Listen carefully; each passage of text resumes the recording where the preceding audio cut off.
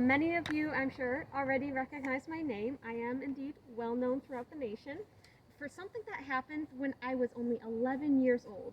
Quite young, quite short. So what happened was my father had gone to the fair and he had brought back with him this little portrait of Abraham Lincoln. Now at the time, Abraham Lincoln was merely running for President of the United States of America. And he brought this portrait of Abe Lincoln, and I was taken aback by how thin this man's face was. And I said to my mother, "Oh my goodness, this man's face is so thin, he would do well to grow a beard and cover it." And so I wrote to Abraham Lincoln telling him as such. I wrote to him through this letter here, and I said, "Dear sir, I am a little girl, only 11 years old, but I want you to be President of the United States very much.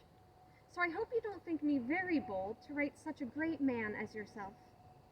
You would look a great deal better with a beard, for your face is so thin."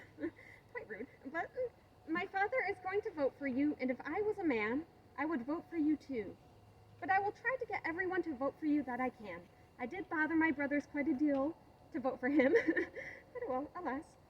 "When you answer this letter, direct it to Grace Bidell, Westfield, Chautauqua County, New York." Now I admit, I did not believe that he would respond. He was quite busy and quite a great man. So you would imagine my surprise when quite quickly, for the day, mail was quite slow, I received a reply in the mail.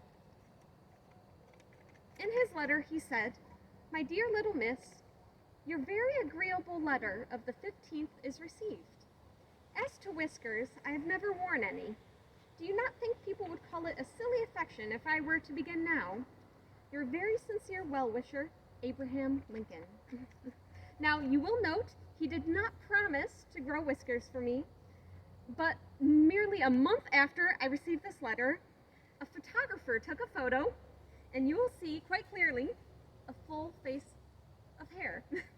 Now, I admit I take quite a big deal of credit for this, and he won, which I, again, take credit for, and I believe that that let him become President of the United States, because he looked quite a deal better with hair on his face, I admit. And it was years later, after he had been elected president, that he had decided to travel across the U.S., and he stopped right at the train station in town. And he stepped out and he said, "Years ago, I received a letter from a little girl in the town of Westfield. Is that little girl here today?" And my father, he took my hand and we pushed through the crowd and got to the front, and he said, "That was my daughter." And so I walked up to this very tall man, tall even for an adult, and I looked up at him, and he kneeled down to my height and he kissed me on the cheek.